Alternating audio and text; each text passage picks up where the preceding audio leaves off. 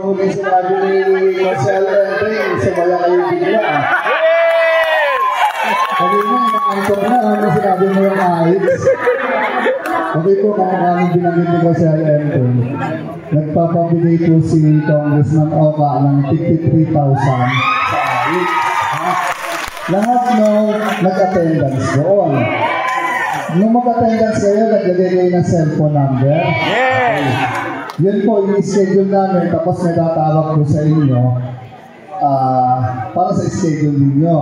Pansamantala, kumuha na kayo ng barangay indigency. Ang nakalagay po doon for financial assistance. Lahat naman kayo may ID, ano?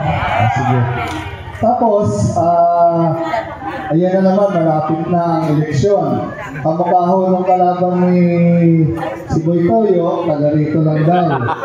Taga rito naman, no problem naman doon, taga rito naman.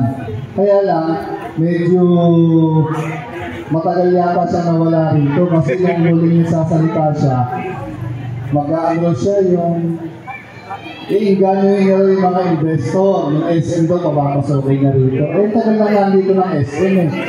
Yung ba naman sasabihin mo pa. Oo, kaya medyo siguro hindi na sila katira talaga, kaya maraming siyang hindi alam dito sa atin. Saka yung mga, kayo yung nasa ibaba eh. Kayo yung magtanggol sa administrasyon natin at hindi naman kayo magsisisi. Siguro hanggang ngayon naman wala nagsisisi sa atin kung bakit tayo naging komando ng Malatitan, hindi ba? Tapos yung parada bukas, Sir George, saan kayo po pesto? May sacrifice, no? Akit ito na bahala magbigay ng ano sa kanila. Sa 169 kayo nang bahala mag-schedule, ha?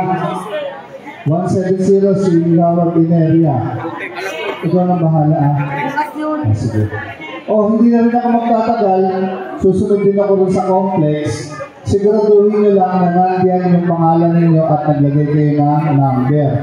Yung wala dito, ibig sabihin absention, ha? Medyo alisin na natin yung nagiging kasanayan na pagkapupunta lang pagka may biyaya. Tama ba? Yes. Ngayon, ang pasabi natin may pang-meeting, hindi sila nagpunta. Hindi nila alam, meron pa ng something. Di bahala sila. Yun lamang po. Maraming salamat.